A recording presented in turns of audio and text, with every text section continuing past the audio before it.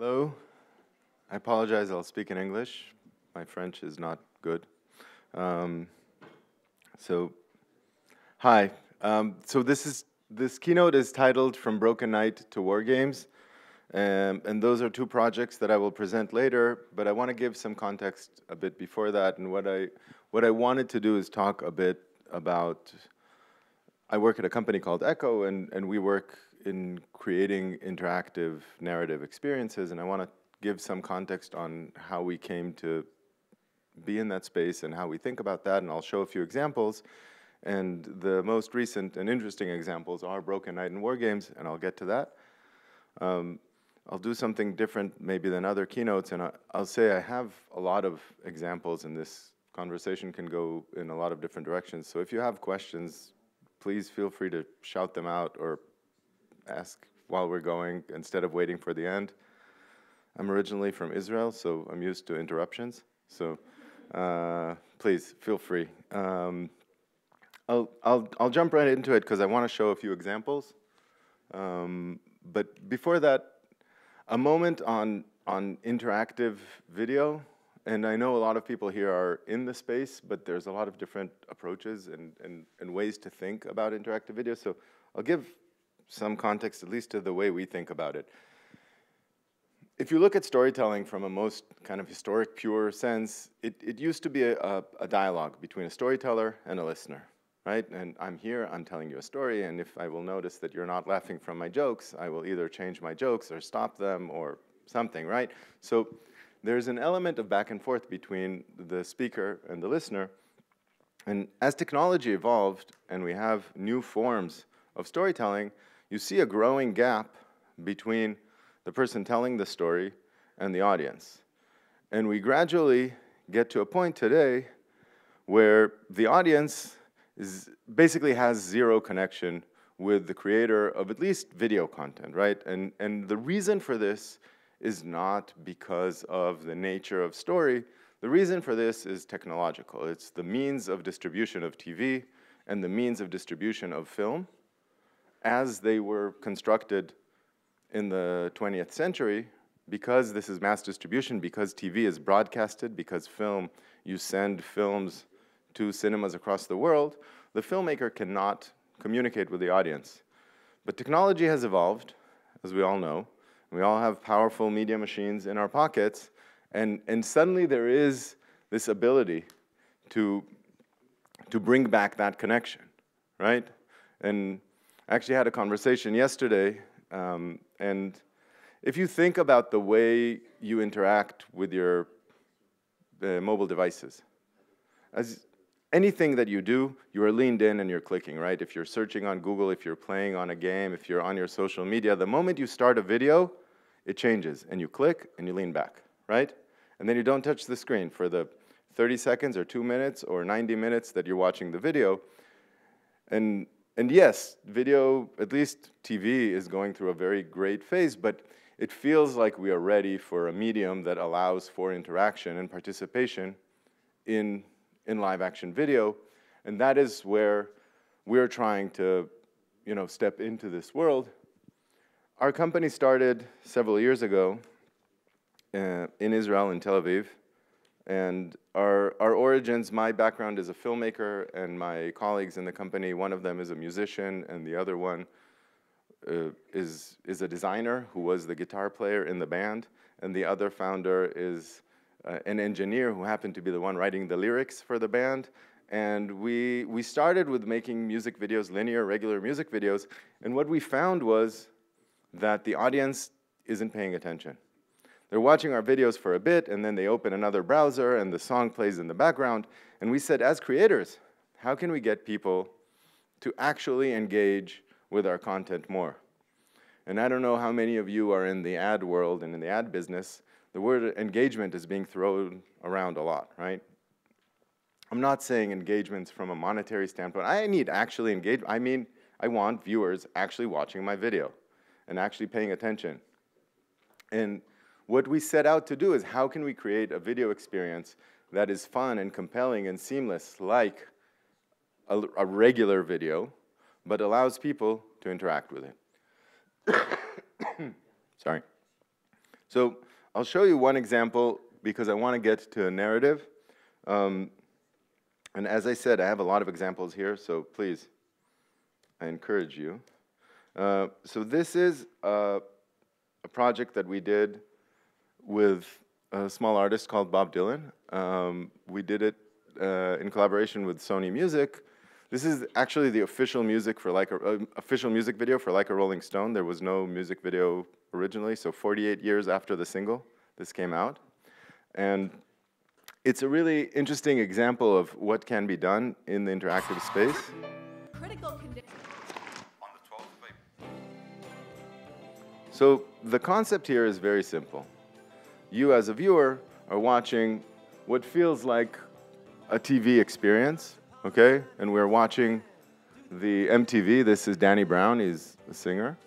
And he's performing the song.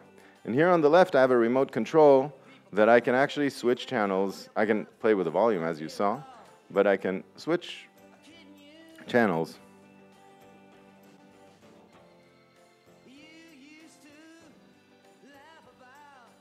Yeah, and at any moment, I can switch. This is the History Channel. This is the 90s rom-coms.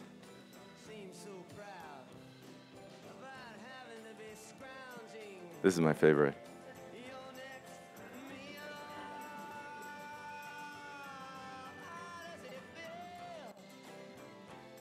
Now you can keep watching. The interesting thing here, by the way, you can stay for 6.5 minutes on each one of these channels. Or you can browse through. There are 16 different channels here. Now notice, and this is what was important to us as creators, as you make these choices, the video doesn't stop, doesn't buffer, doesn't reload. It doesn't take over the experience. The interactivity enhances your experience. So this is Europe, so you don't know, but this is an actual TV show in the US. It's called Pawn Stars. These are the actual, it's a reality show in a pawn shop in Las Vegas. And so we're very proud, A, of the success of this video, but also the technology behind it that allowed us to get a seamless stream of 16 videos at high quality. We have Drew Carey here, Mark Mara, and this goes on and on. You get the idea. So this is one of quite a few music videos that we created, and in parallel, we also did a lot of work in the advertising space, but being a company that started from a creative place, we felt that there has to be more than just making tricks in music videos and making, selling more soda. And we wanted to figure out how can we deal with a narrative approach to this. 1 second, I need water.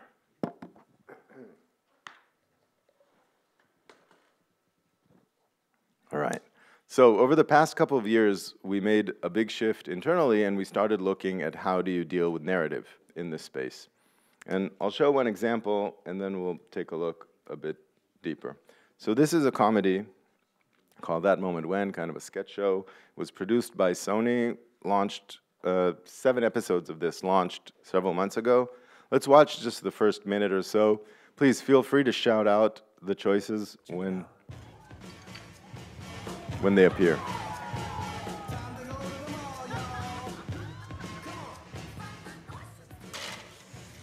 I'm sorry. Oh my God. Jill! Oh my God! Wow, it's you! That moment when you vaguely remember someone that totally knows you. Help Jill remember just when and where they hung out and what his fucking name is. It's been a minute, Jill. How are you? Oh, I'm really good, yeah. And how are you? Tell me anything, everything. Oh, you know me. Just same old me. Except, you notice anything different about me? One little irregular. What do you guys want? Yes, I It's know. like What? a unique, different thing. Yeah, you got a new hat. What's that? My hat? So funny. Why would I want to talk to you about my hat? I'm an You're idiot. So funny. I'm so funny. I've always appreciated your sense of humor. That was on purpose. Yeah. I graduated. I finally graduated. Oh, from Look. college. From college? Yes, yes. The 9-year plan. Do you even remember the time we talked about how I wanted to be an animal chiropractor? Oh, duh. I remember. It was when we. Oh, Yes? we went to the. Really? I'll say something about swimming in a sec. Where? I think. You got it. Oh, I remember. Really? Yeah, it was when we started a dumpster fire in your mom's church. What? Did we do that? No. No, are you joking? Oh, must have been somebody else. What? After that kind of crazy night. Anyway, you get the idea. An anecdote on the swimming, by the way, as a side note, we have analytics on what people choose, and you find that you can start understanding who people are based on the choices that they make, and there's the type of person that chooses swimming at the beach because they wanted to succeed. And then there's the type of person that chooses dumpster fire at your mom's church because they want to see the joke. And you actually see a trend across different videos, but that's for a different conversation. So the challenge here, and again, what we saw here is a sketch show, okay? So our choices basically gave us jokes. But the bigger challenge for us going forward is, how do you actually tell a compelling story with characters and with buy-in from the viewer and with an emotional impact while still giving viewers the ability to control? And that's a very fine line to walk through because as creators, I assume we have a lot of creators here, as creators you know what people want from a narrative experience is a creator to walk them through the story, to give them characters that have flaws, that make mistakes, that make choices, right? So if I, as a filmmaker, basically surrender the choices and give the viewer the ability to control the story, that is a problem. It will not be compelling. It will not be emotionally impactful, and we need to walk that line. So the way we look at it is as follows. If in a linear story, when you need to come up with an idea, you would have a character and a core story. I don't know, it's a mob boss who goes to a therapist, okay? And then you have a story arc, and over the arc of the film or the season or the 5 seasons, this and this will happen, right? Pretty simple. What happens when you think about an interactive story, you add another element here, where we say, okay, it's a story about a mob boss, just an idea I came up with, that goes to a therapist, but you as the viewer get to play what? Maybe I'm the therapist. Maybe I am the mob boss's inner conscious, okay? And I tell him, do this, do that. But he still is a character who has flaws. So even if I tell him, you should do this, maybe he doesn't always do it. Maybe he doesn't always succeed, right? So I have some kind of role as a viewer. And then I have a story arc that is a function of that viewer role. Meaning, over the season, this and this will happen, and based on how the viewer participates, it can go this way or it can go that way. But again, as a creator, I have created a story with a beginning, a middle, an end, surprises, twists, everything, because what we're trying to do is create an actual narrative experience as opposed to just a game or a gimmick of, look, I made the video change. Does that make sense? Yes. Good. So I want to show one example, and I was hoping to show the actual interactive experience because this is still being built, but it's online, and I'm a bit concerned about the Wi-Fi speed here. So I have an offline version that isn't final designs. This is where I need to salute the French people, that everything here is always so beautifully designed that I feel kind of embarrassed to show you things that are not finally designed, but imagine that this will be great when it'll be done. So this show is called EXP. This is out of the first episode of a show that right now they're shooting the first season. It's a story about a young man who is convinced he's a character in a video game. And everybody around him makes fun of him, and tells him that it's nonsense, of course. And in the first episode, as you can imagine, he understands that he was right. And he is a character in a video game, and you, the viewer, are the person playing that video game and controlling him, and it starts a dialogue back and forth between, there's kind of breaking the fourth wall and this meta discussion between him and you get to control him. So after the scene that he finds out that he's in a game, he comes back to the store where he works, and he's about to tell everyone what he found out, and then this happens. So that's EXP. So notice a few things here. We give you choices at a very high, relatively high rate, right? Every 20, 30 seconds you make a choice. They actually shift the story. If you look at it, there's a lot of smoke and mirrors here, so a lot of these choices basically end up getting to the same place. But for you as a viewer, you really feel like you're impacting how this is evolving. And I can talk for hours on the mechanics behind this, and this is the work that we do with creators on how you make a consistent interface. So it's clear to you as a viewer when the choices will come up, and the whole goal is, how do I get to a point where it doesn't pull you out of the experience?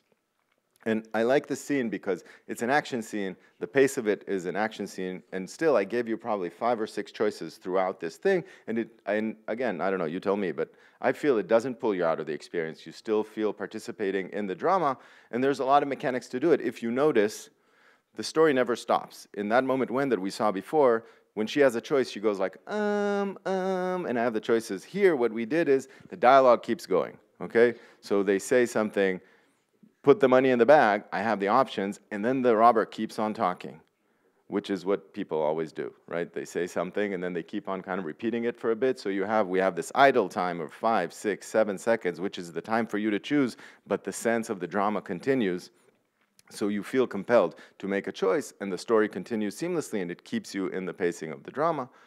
Our challenge, by the way, in context of the previous conversation that was here before on how to bridge the gender gap, part of our challenge is how to tell stories that are not so much video gamey. This is something that does skew a bit more to the gamer audience, but you saw that moment when that is a story that brought in audiences that were actually female skewing.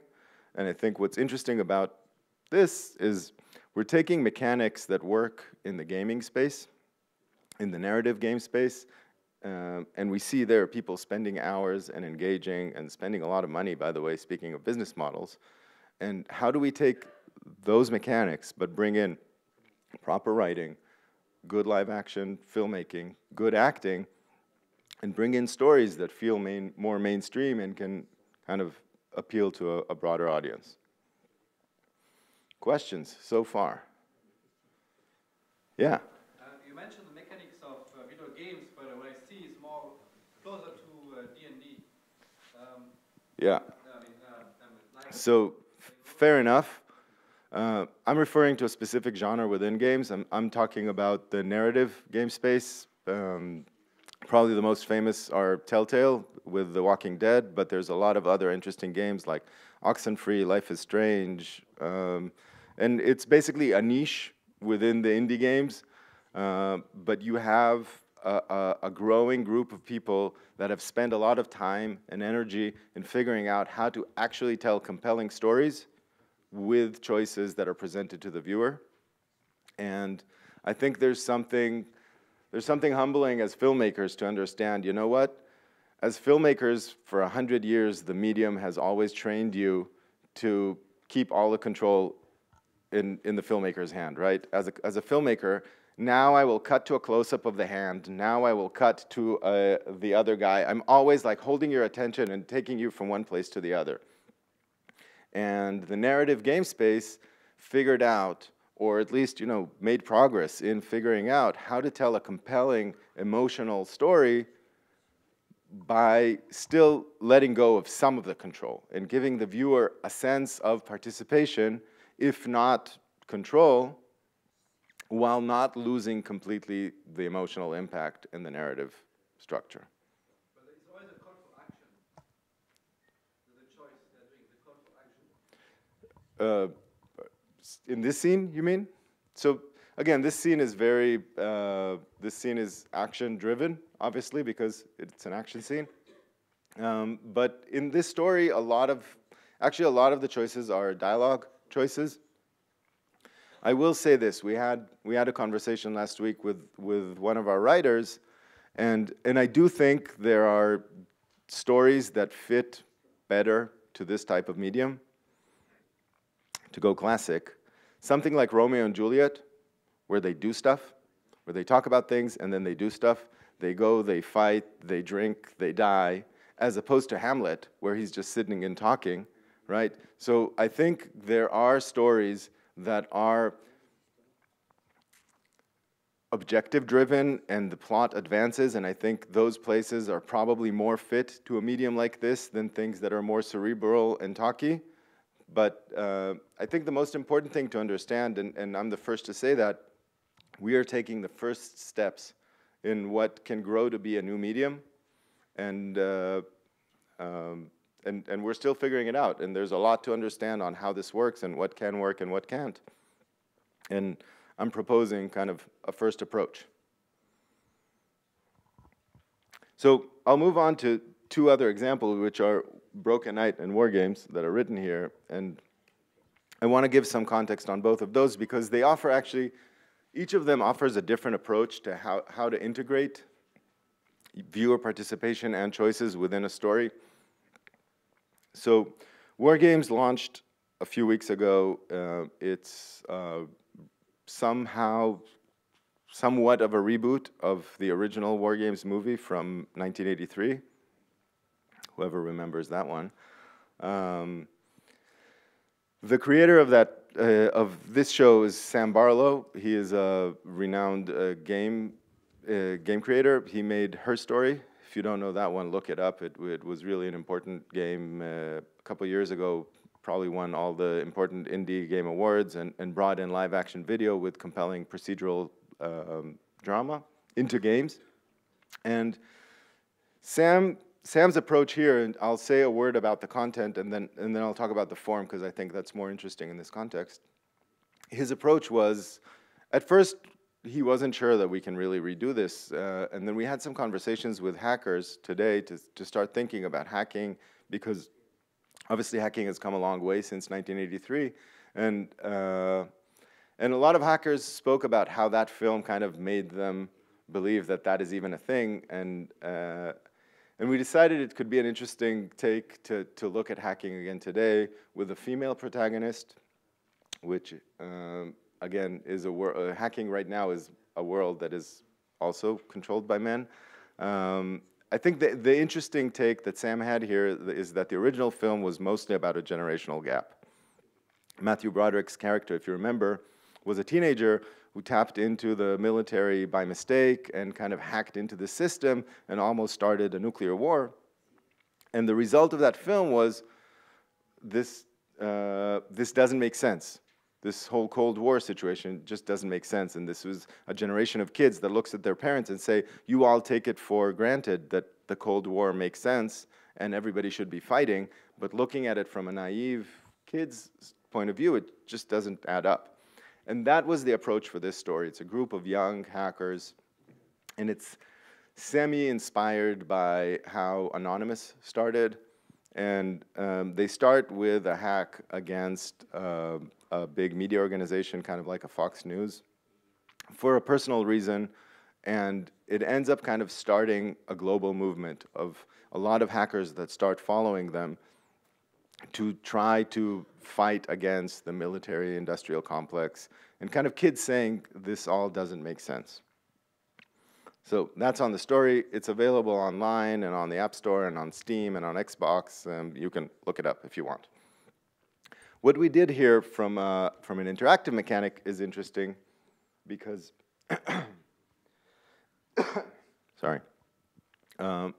Sam wanted to approach interactivity differently. How can we make a branching story that doesn't give you explicit choices on screen? And what he wanted to do is, he wanted to say, let's decide that Kelly, the main character, is in your control to the extent that you can decide how her personality behaves. And he defined a very simple grid. Basically, as a hacker, she can be doing this in a very serious manner, I'll take down Fox News because they're doing like terrible things and you should change. Or you can be much more on the silly side of things like, hey, Fox News, screw you, and put internet memes and stuff like that, okay? And the other axis, thank you, goes between, is she doing this to change the world and to make the world a better place, or is she doing this for personal reasons? To prove to her dad that she can do something, to prove to her boyfriend that she's good at this. And within her character, like that consistent person can still behave in a lot of different ways. And what we wanted to do is give you a different story based on kind of where you are placed on that graph. Are you leaning very silly and political, or serious and personal? And there's a range there.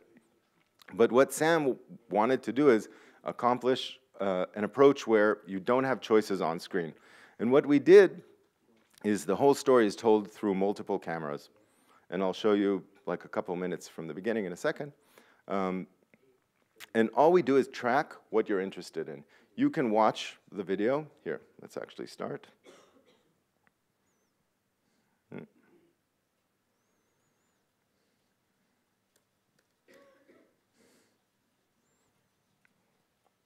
So this is episode 3 of WarGames. I'm running the evil twin. This is Kelly. She's the main character. Ready for orders. And I'm on the 6th floor. Her elevator came from here. Sorry. So in this episode, Bag on her. it's a long story, not really interesting, but they're not really interesting for now. They're trying to get the woman in the back. They need to get her laptop. Basically, they're trying to steal her laptop. And what's happening here is they're tapping into the security cameras, and she's on the ground there. He's upstairs trying to get into her room. He's actually in San Diego or something trying to help them to hack into the systems, and they're trying to figure out how to get her laptop. And as a viewer, I can... Here, wait, let's jump back. That was too fast. As a viewer, I can decide which screen I look at, and that's all I can do. That's my only interactivity. But what happens is, we on the back end see that if you spend more time on the kid, I know you're leaning more towards the silly stuff because he was the silly kid in the first episodes. If you're staying more with Rafi, he's the more like logical and serious person. And I'm trying to basically building a profile of you based on your preferences without you even knowing it, and implicitly delivering a seamless story where the choices are made behind the screen without you understanding how they happen. Does that make sense? Yeah. So again, our time here is short, but I want to kind of throw out a bunch of different approaches to how to think about interactivity. So it doesn't even need to be, how do you want this to go? Choices on screen, I choose and it goes there. Your interaction is something that is very natural. I'm just switching between windows and looking at what's interesting to me. The software is kind of polling you, understanding where you're leaning, and will deliver a different story based on that. Last example I want to show is Broken Night. This is, again, something different. So this is a project that we created last year and is actually done in VR. And we would like to think of ourselves as a company that provides interactive thinking across different platforms and not limited just to 16:9 video necessarily. And therefore, we thought taking a step into VR makes sense, at least to kind of test the waters. And as we were developing Broken Night, we were thinking, how can you deliver an interface of choice to viewers using the VR space where it isn't just buttons on screen where I need to click and choose? And what we did here, obviously I can't show you the VR experience, but I'll show you the trailer in a second. Actually, no, I'll show you the trailer and then I'll explain what we did there.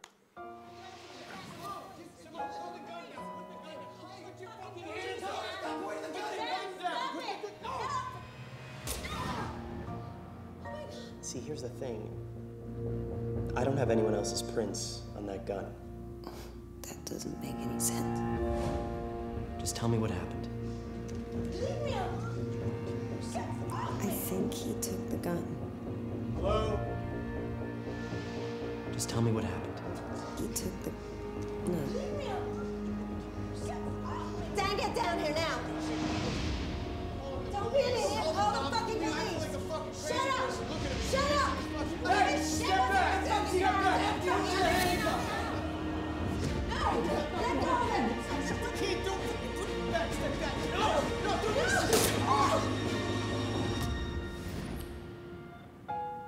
Simone, I can help you. I want to speak to a lawyer. Ooh.